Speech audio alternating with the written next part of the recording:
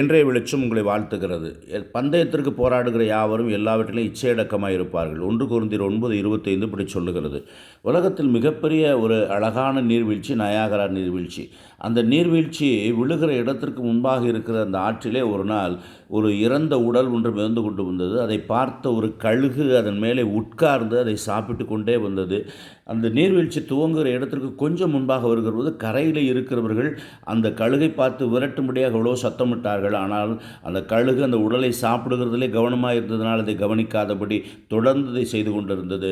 அந்த பரிதாபம் அந்த நீர்வீழ்ச்சி அந்த உடலோடு கூட சேர்த்து அந்த நீர்வீழ்ச்சியிலே அந்த கழுகு விழுந்து மாண்டு போனது. உலகத்திலும் கூட மனிதர்கள் தங்களுடைய வாழ்க்கையில் மண்ணாசை, பொன்னாசை, பெண்ணாசை, பொருளாசை இப்படி அநேக சிற்றின்பங்களிலே மூழ்கி அதிலிருந்து வெளியேற முடியாதபடி பாதாளத்துக்கு நேராய் கடந்து போகிற பரிதாபத்துக்குள்ளே சிக்கிக் கொள்ளுகிறார்கள். வேதம் சொல்லுகிறது, தீமையை விட்டு விலகினை நன்மை செய் என்று சொல்லி. தீமையாய் தோன்றுகிற காரியங்களை விட்டு விலகுகிற போது பரலோகத்தை நாம் பெற்றுக்கொள்ளலாம். இயேசுவை நோக்கி பார்த்து பரலோக வாழ்வை நாம் பெற்றுக்கொள்வோம். ஆமேன்.